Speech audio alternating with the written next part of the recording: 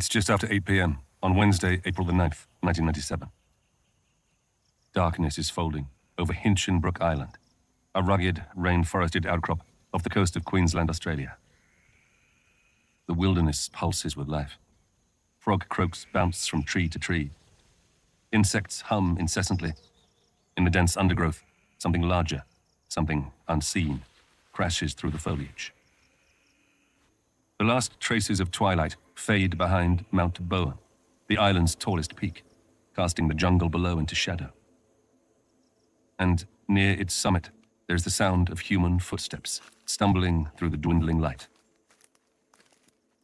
32-year-old Warren Macdonald is searching for a place to answer nature's call. Growing up, spending a lot of time in the bush, the rule is you don't take a leak right into your water supply. His makeshift camp is pitched beside a narrow stream, and Warren knows better than to risk contamination of his drinking water. But bordered by impenetrable jungle on one side and a stony creek bed on the other, choices are limited. The only option is dead ahead, a natural stone wall rising about 14 feet, its top hidden in shadow. I figured that if I get up and over that, there'll be somewhere up there that I'll be able to find that'll be far enough away. Warren steps up to the wall and lays his hands on the rock face. His fingers dance over the cold, coarse granite, searching for handholds. After dismissing a few, he finds a contender for his left hand. It feels solid. Reaching high with his right, he soon locates another good anchor point. He tests their strength to ensure they'll take his weight. He breathes out slowly, then bends his left leg and begins to push himself up. And then, a terrible noise echoes through the forest. I just heard this almighty crack as basically the world gave way.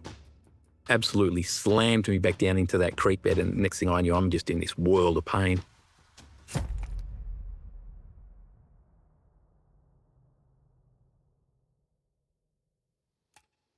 Ever wondered what you would do when disaster strikes?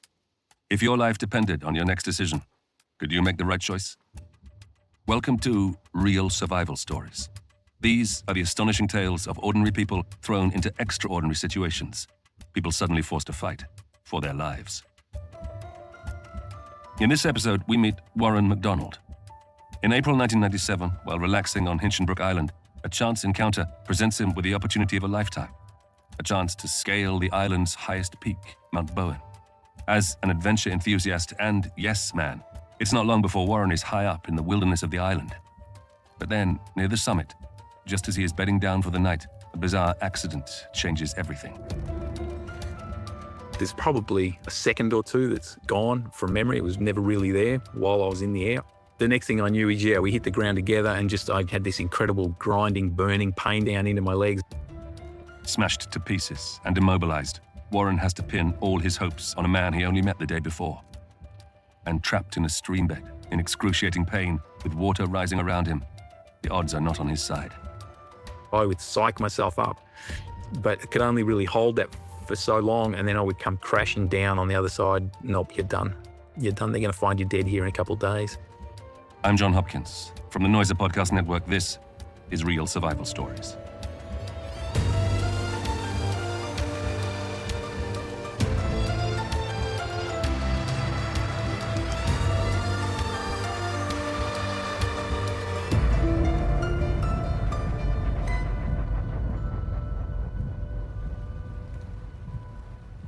It's late morning on Tuesday, April the 8th, 1997.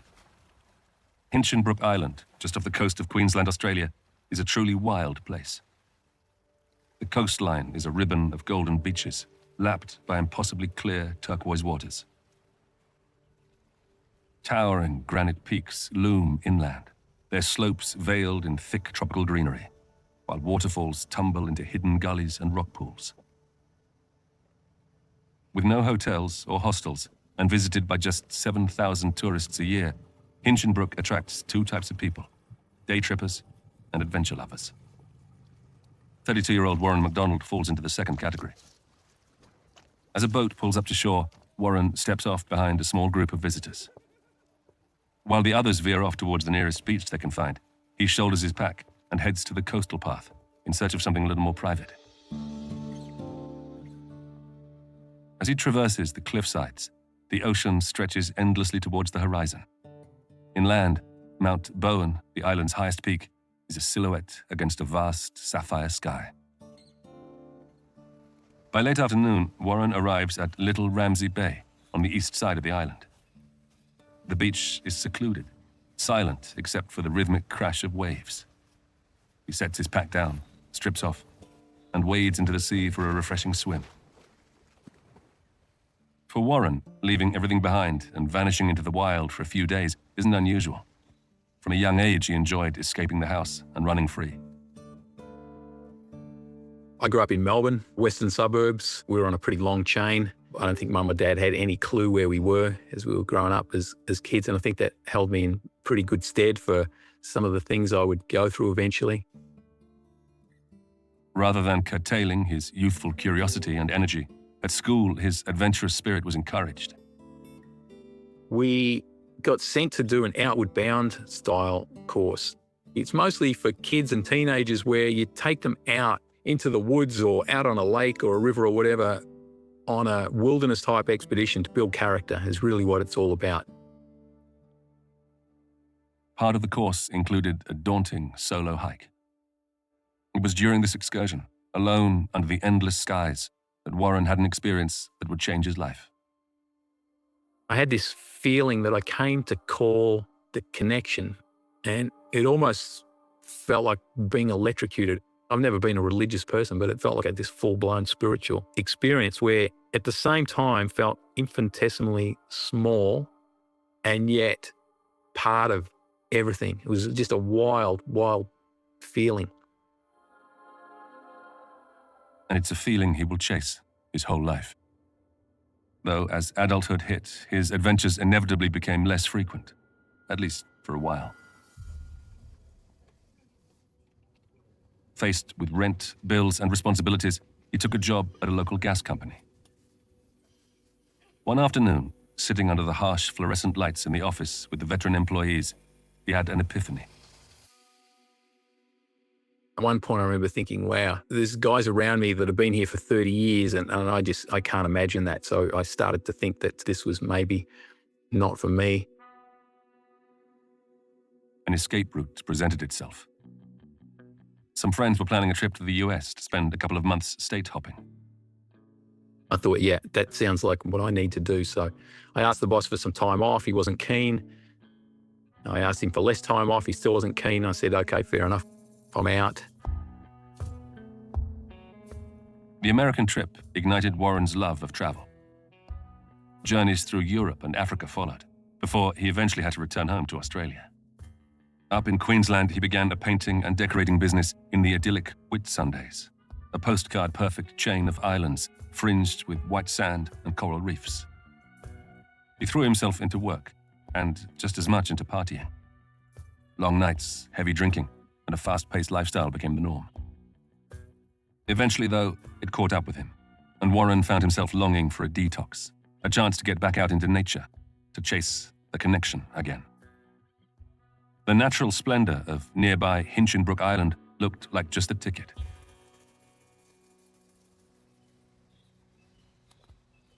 Now, bobbing in the crystal-clear waters of Little Ramsey Bay, salt on his skin and the sun on his face, the trip already feels like it's working wonders. And it's only day one.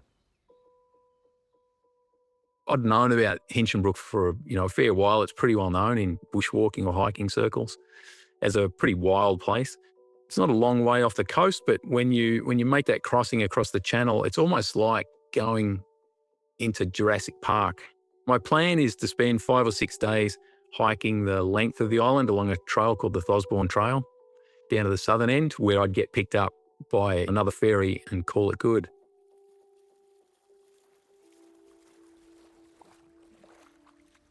Warren towels off before settling in the shade under the broad leaves of the calophyllum trees that line the dunes. As he lies back, leaning his elbows into the sand, he sees he has company. I'm not alone on the beach. There's one other guy. He's sitting cross-legged under a tree, got a bandana on his head, sarong around his waist, and he's got a sketch pad out. He's kind of sketching the scene over the ocean there. Warren leaves the stranger to his doodling and begins setting up his camp. By the time he's done, the man has finished sketching. Warren wanders over to say hello. With a friendly smile, the man introduces himself as Gert van Keulen from the Netherlands. He's here on Hinchinbrook with one goal: to scale Mount Bowen.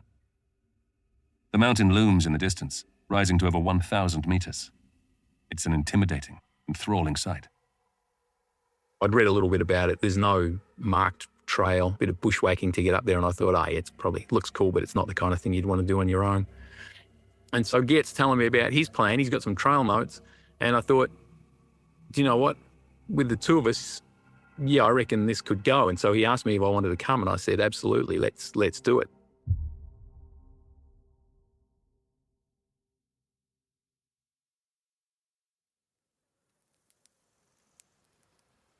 Warren wakes early on Wednesday, April the 9th.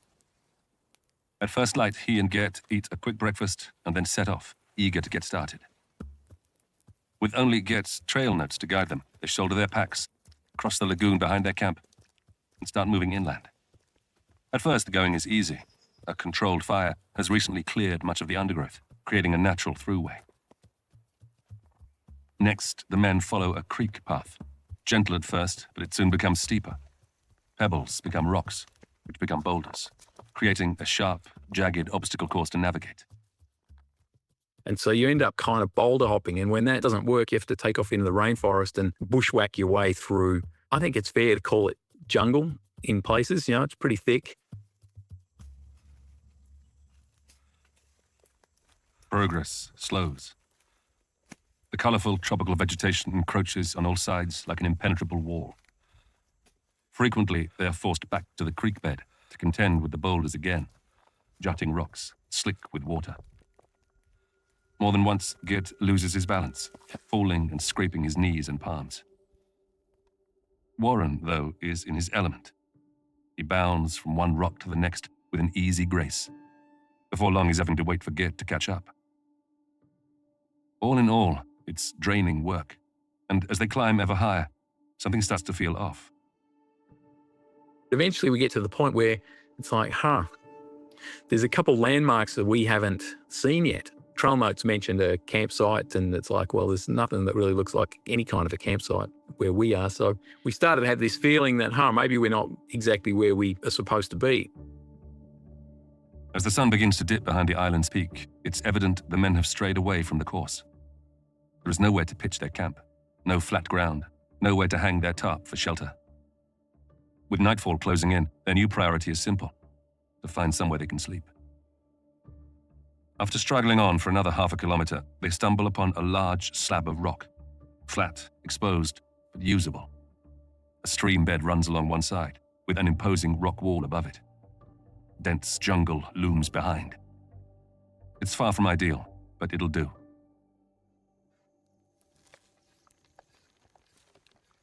After making camp and eating a quick evening meal, the men are ready to call it a day. By 8 p.m., exhausted, Gert zips himself into a sleeping bag and bunches his fleece beneath his head. Warren lingers by the edge of the camp. He'll turn in soon enough. But first, there's something he needs to do. Gert got into his sleeping bag. I was just about to get into mine when I thought, well, hang on a minute, before I do that, I need to take a leak. And growing up, spending a lot of time in the bush, the rule is you don't take a leak right into your water supply. You should move, it depends on who you talk to, 50 or 100 feet away from your water supply. Right now, for Warren, that's easier said than done. Hemmed in by stream bed and jungle, there aren't many options available to him. But there is one. I just made my way across to a 12 or 14-foot rock wall, and I figured that if I get up and over that, there'll be somewhere up there that I'll be able to find that'll be far enough away. It might not be as far as I want to be away, but it'll be far enough. In near darkness, he feels along the granite face, fingers probing narrow fissures until they close around a solid hold. He tests his grip twice, then reaches up with his right hand, searching for another. Steadying himself, Warren pushes himself onto the wall with his left leg, And that's when I just heard this almighty crack as basically the world gave way.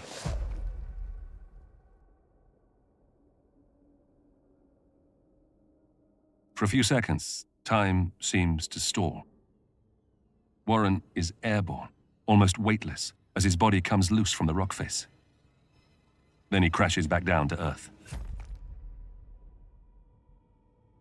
I figured out pretty quick that what had happened is that wall was made up of a series of slabs of rock, and me putting my weight onto that piece just broke it loose, and it just came down, absolutely slammed me back down into that creek bed. The next thing I knew is, we hit the ground together, and I had this incredible grinding, burning pain down into my legs as what turned out to be 1 ton of rock just settled into my lap. Panic and pain surge through him. He thrashes, trying to wriggle free, but the enormous rock slab has him pinned in place. A scream tears from his throat as flesh is sheared away. Within seconds, a beam of light slices through the gloom.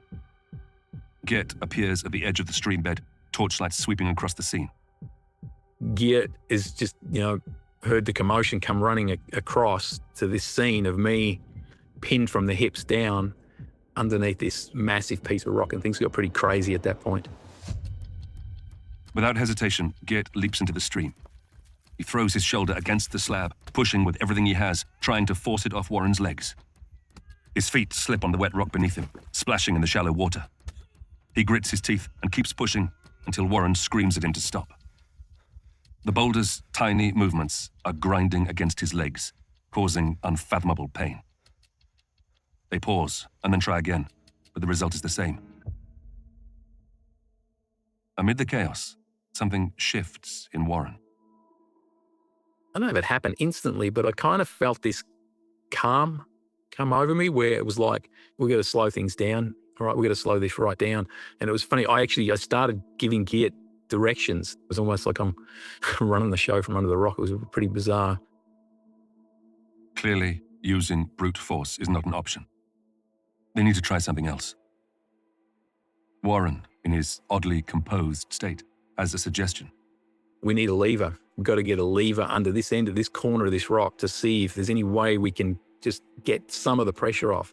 So he goes into the bush, comes back with a branch off a tree, gets in under the rock beside me, puts some weight on it and just snaps like a twig. And it's like, okay, that's not going to work. Still, it's an idea worth pursuing. They just need a sturdier tool. Geert disappears into the jungle once more, penknife in hand. Time drags, with Warren unable to track its passing. Eventually, a shaft of light cuts through the trees, and Geert reappears at the edge of the stream bed, hauling a small tree trunk. It's thicker and longer than the branch they tried earlier. Carefully, he maneuvers it under the boulder, avoiding Warren's legs. Adjusting the angle for maximum leverage, he braces himself and heaves down with all his might. Concurrently, Warren tries to slide back a few centimeters. The boulder barely shifts, and whatever minuscule movement there is sends a fresh wave of agony through Warren. Then, with a sharp crack, the trunk breaks in two. That's when I knew I was in serious trouble. And that's when things went from bad to worse, when I felt the first few drops of rain. At first, it's little more than a fine drizzle, barely noticeable. But within minutes, the sky splits open. Sheets of water hammer down from the dark clouds above, drenching the forest in a relentless downpour. I noticed that the water level in the creek was starting to come up. So when I'd fallen, my ass was barely in the water. It was kind of just in the water. Like I said, there's a pretty low volume stream. But over the next couple of hours, that came up and up and up until eventually I had this raging torrent around my waist and started to think of things like, what are you going to do when that water level goes over your head? The only way I can describe that, what that felt like, was sheer terror, really, because I could see the high watermark on the bank and it was over my head. In an attempt to hold back the rising pool of water, Geert constructs a dam from loose stones, trying to create some kind of barrier around his trapped companion. It makes little difference. Geert then helps Warren into a sitting position, placing branches behind his back and arranging them into a makeshift support to keep him upright and comfortable. Well, as comfortable as he can be. Then, to stave off hypothermia, he wraps Warren's top half tightly in his sleeping bag and pulls socks over his hands as makeshift gloves. The two men take a beat and try to come up with some other solutions.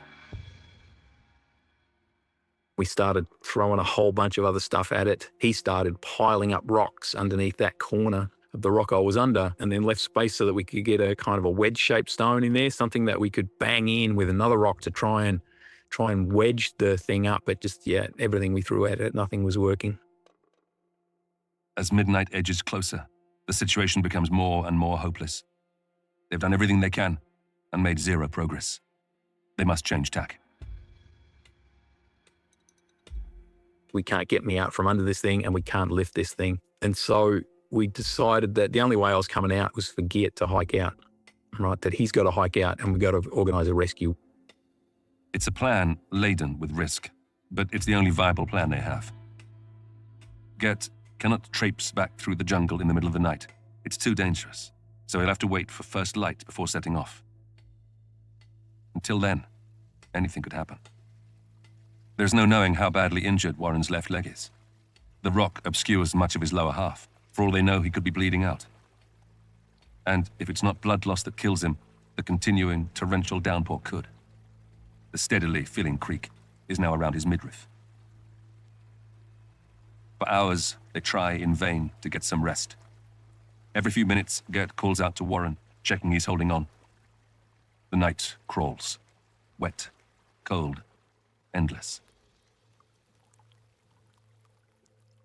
Until finally, something changes. The rain begins to ease, then it stops entirely. A small mercy. The threat of drowning has receded, for now at least. Absolutely the longest night of my life, just waiting for the sun to come up.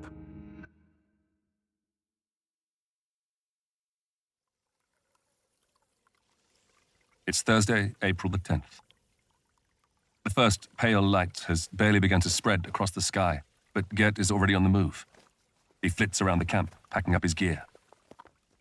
Then he carefully selects any belongings Warren might need, placing them in plastic bags, a torch, a first aid kit, some food, a mug, a tarpaulin, a notebook, and pen. It's time to say farewell. Geert gives Warren a hug. It's a strange, strained goodbye. They've known each other for little more than a day. And yet Warren's life is now in Geert's hands. Total stranger to potential saviour in just 24 hours. Then he was off, and I think that, hugging him goodbye and watching him head back down the mountain, I never felt so alone because I knew I was there for another day. It's going to take him a while to get out. And by the time anybody gets in, I'm here for another day for sure. And so really, I just settled in to do the only thing that I could do, and that was wait. Alone, Warren eats some of the dried fruit Geert left for him. Quickly restless, he grabs some stones and wedges them under the boulder once more. It's almost certainly futile, but at least it keeps him occupied. In fact, it has an energizing effect. Next, he hacks at the boulder with a rock, striking again and again, sweat slicking his skin. Water laps at his waist, creeping under his coat. The cold gnaws at him. The hours slither by. His leg throbs, the pain constant. At the start of this trip, Warren was desperate to get back into nature. Now he cannot escape it. At one point, it occurred to me that here I was, trapped under this 1-ton boulder, and what had I been doing? I'd been chasing this feeling of connection. I remember thinking, is this connected enough for you? It was like, is this what you've been looking for? It started to occur to me that I might not make it. In some ways, I thought, you've had a pretty good life. I was 32 years old. I'd done a lot. I felt like I'd lived a couple of lifetimes. And in another sense, it was like, well, that's it. It's game over. There's all these things that you don't get to do.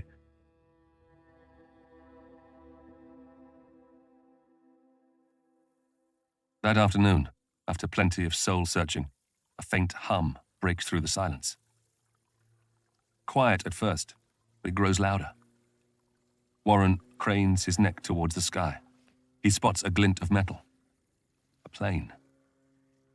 Without a second thought, he snatches the tarpaulin and lifts it into the air, waving it frantically. Surely someone will see it.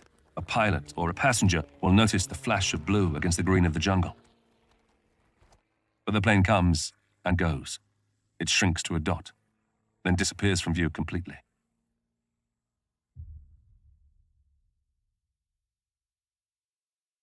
In a cruel torment, numerous aircraft pass overhead during the course of the day. I felt like, aircraft were close enough that if they were looking for me, they might see something. But yeah, it was all to no avail. Seconds stretch out into what feel like hours. The jungle grows black again. Under the pain and pressure of the boulder, Warren is utterly exhausted. His eyes close. Again and again, his head droops until he jerks himself awake. Sleeping through this is probably not the best idea, because at one point I started to feel like if you go to sleep, you might not wake up. So then it became about trying to keep myself awake. But again, I just kept drifting off, and I was having all kinds of weird hallucinations, and I was really starting to lose it. It was really through that night that things started to go downhill. I started to feel really unwell. Told afterwards that it was a lot of just toxins building up in my body from my legs being crushed. I was in really, really bad shape.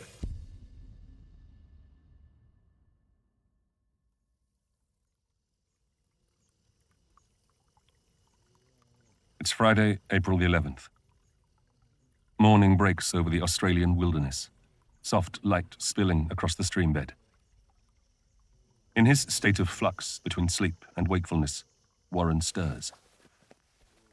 His body aches, his mouth is dry, and his situation remains unchanged. He has been trapped for around 34 hours. The sun continues to rise, arcing through the vast sky, and there is still no sign of rescue. It's now that Warren turns to his notebook.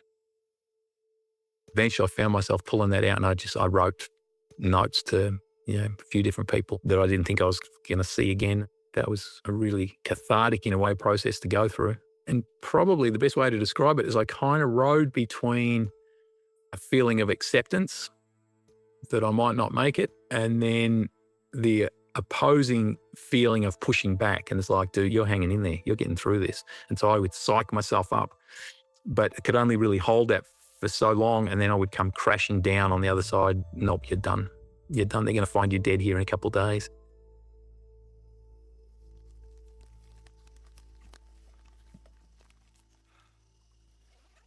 Stowing the notebook with his final messages inside the bag, Warren glances down at his right leg. The skin is grey now, mottled with green spots. But it's not the discoloration that catches his eye. A vivid splash of blood pools on the rock beneath him. It's not clear where it's coming from. Then, movement, a flicker near his foot. The shape is instantly recognizable, a freshwater lobster. It seems it's been nibbling on Warren's foot without him realizing. As it scuttles forward for another bite, Warren grabs a branch and lunges. He misses.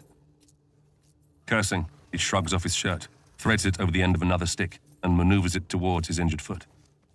Using the stick as a tool, he drapes the shirt on top of his bleeding extremity and tries to wrap it as best he can, hoping the layer of cotton will be enough to keep the crustacean at bay. But the fact that all this happened without him feeling a thing is more than a little alarming. The way I was trapped, I could actually see down my right leg. I could see my foot, and at one point I realised that it didn't look very good. And it crossed my mind that I could lose that foot. But I just pushed that thought out. It's like, dude, don't go there. You got enough to worry about. And so I did. I literally just shut it out. Didn't give it any more thought. On top of the trauma to his legs, his left hand is now becoming claw-like, the cold causing the fingers to curl into the palm. He can't feel his right hand at all. His eyelids feel too heavy to hold open.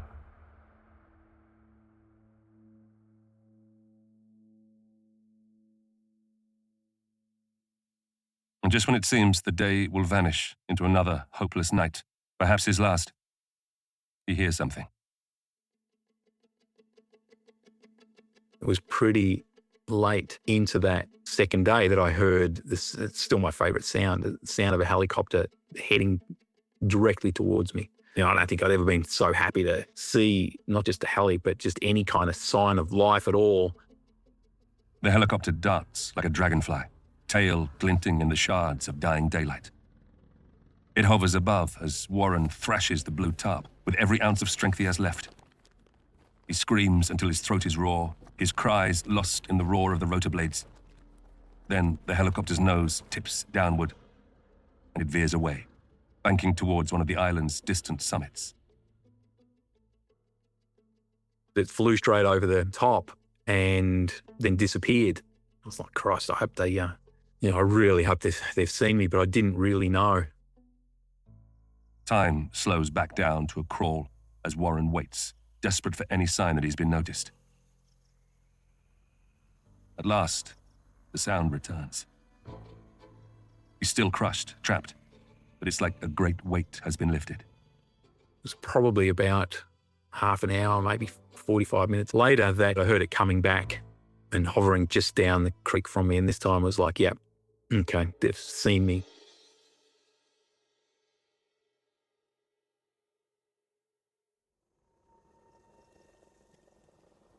It's evening on Friday, April the 11th.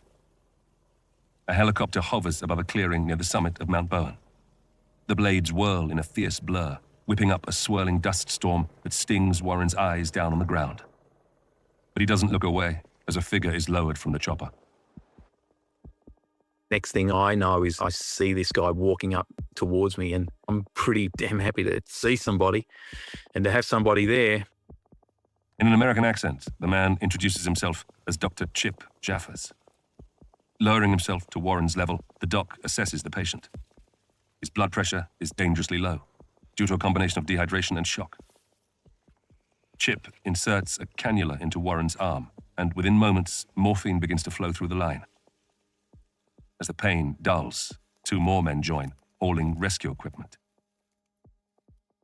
A couple of other guys from the rescue crew, Danny Porterfay and Bill Johnson, turn up and start to figure out on how they're going to get me out. After a brief discussion, they settle on a plan. Bill carefully wedges a jack beneath the boulder's right side, while Danny slides a crowbar between the ground and the left edge.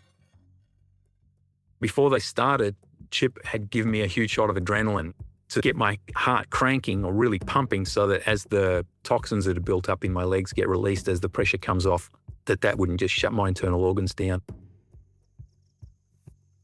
Chip gives his colleagues a nod. Bill starts pumping on the jack, while Danny levers the boulder with a crowbar.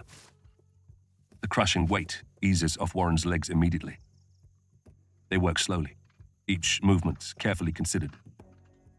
When the jack has reached its highest position, Bill slides a wooden chock into place to take the boulder's weight. Then he moves the jack to the other side and continues to pump. Warren fades in and out of consciousness as, over the course of 2 hours, the boulder is raised to around 20 centimeters off the ground. Now comes the riskiest part of the whole operation. One slip, one nudge in the wrong place could send the boulder tumbling. Carefully, Danny crouches behind Warren, locking his arms around his waist. On the count of 3, he drags Warren backwards as gently as he can. Finally, Warren's legs are clear, and he's secured to a stretcher. Someone speaks into a radio, and moments later, the helicopter roars back into view. Warren is attached to a cable and winched heavenward. The rescue mission is a success. The wilderness recedes behind him, and the relief is incalculable. But he's not out of the woods yet. Chip told me afterwards that he actually thought I was dead. He said, you were grey, and I was in a bad way.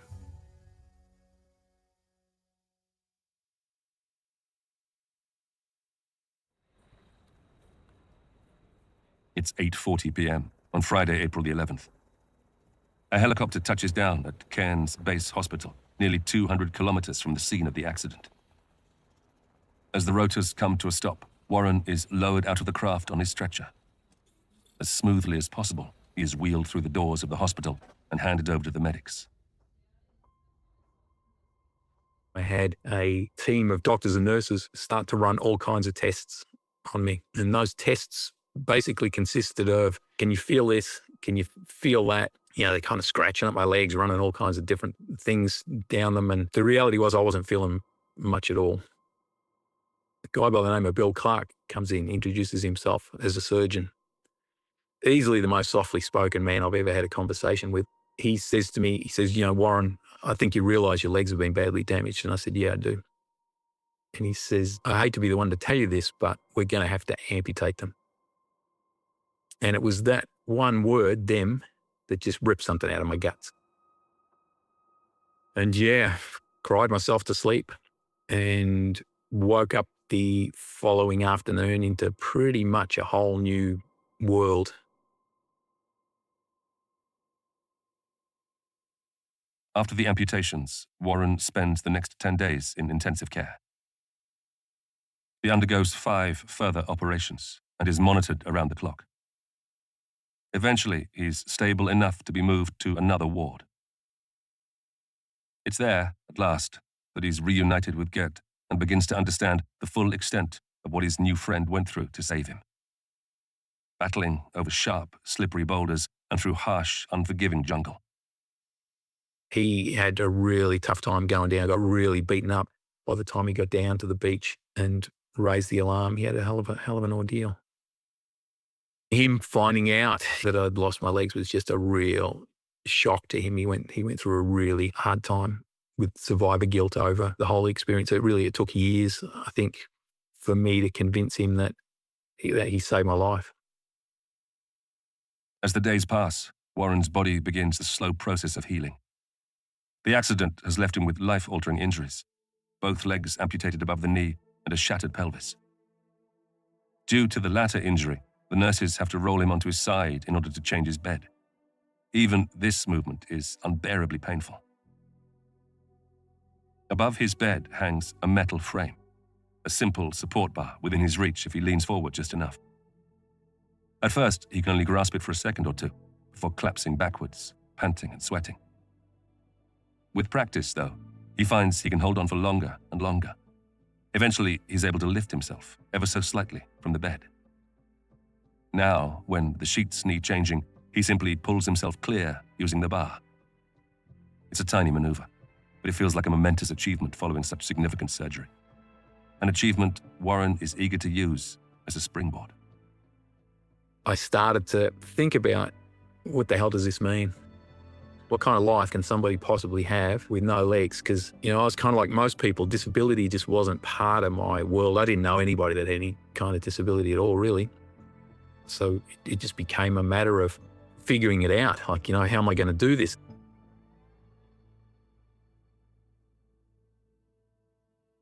When Warren finally leaves hospital, the challenges of his new reality quickly become apparent. So you leave the hospital, you've got curb cuts and stuff, and it's really hard to get around in a wheelchair like that in the beginning. But every time I would overcome something, it would kind of bolster me up. I'd sit up a bit higher, a bit taller, and eventually I got to this point where I actually started looking for obstacles. It was a real turning point. With this attitude, Warren takes his first steps on prosthetics just 10 weeks after losing his legs. And after that, a series of milestones follow. A few months after the accident, he and a friend leave the city for Whipperfield National Park. There, Warren navigates his wheelchair 3 miles over rugged terrain. In January 1998, he completes the 1.2-kilometre pier-to-pub swim in Lorne, Victoria. But even this is only a warm-up for what comes next. A few weeks later, he sets his sights even higher on a 1,500-metre peak in Tasmania. Eventually, found myself on top of Cradle Mountain, which was really, really emotional. It was almost like I reclaimed this massive part of my life in getting back into, not the wildest place on the planet, but a pretty wild place. And just sitting up on top of that mountain with really close friends, it felt like I was back. It won't be the last summit he reaches. In 2003, Warren makes history, becoming the first double above-the-knee amputee to scale Kilimanjaro, Africa's highest peak. The biggest key is resilience for me. And the way I like to put it is resilience is a little bit like a bank account. So I always recommend that we have a resilience practice, and all that is that we get in the habit of doing hard things, that we don't shy away from doing hard things, because every time we do something hard, it's like we make a deposit into our resilience account. And then when you need to draw on it, you've only got what you've got. Warren's tough mindset fortified him during his near-death experience and guided him through his recovery. But it's clear that, first and foremost, he owes Geert a huge debt of gratitude. A man who went from stranger to brother. He did an incredible job under really hard circumstances to get out in one piece and raise the alarm. I wouldn't be here otherwise.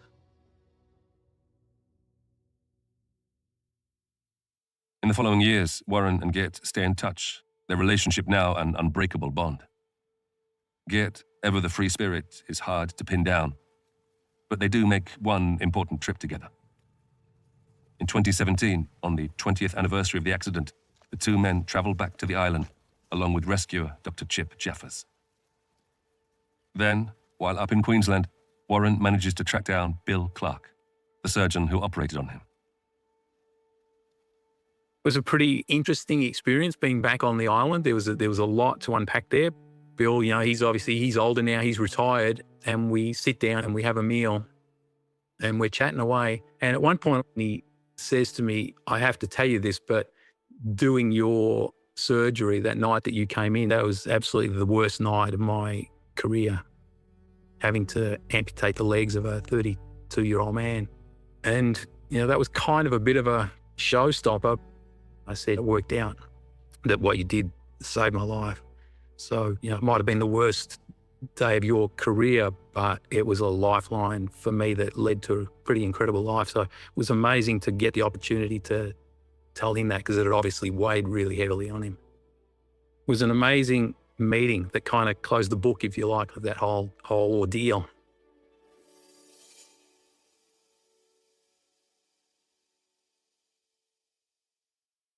Next time on Real Survival Stories, we meet Viral Dalal. In early 2001, Viral, a master's student studying in the US, travels back to India to visit loved ones. It's a welcome break from his studies. But on the morning of January the 26th, this time of joy is interrupted violently and suddenly by a devastating high-magnitude earthquake. Viral will find himself trapped in a coffin-sized air pocket beneath the rubble. As the hours turn into days, he will cling on to perhaps the most powerful motivation there is, the promise of seeing his family again. That's next time on Real Survival Stories. Listen right now without adverts by becoming a Noiser Plus member. Click the subscription banner or head to noiser.com/subscriptions.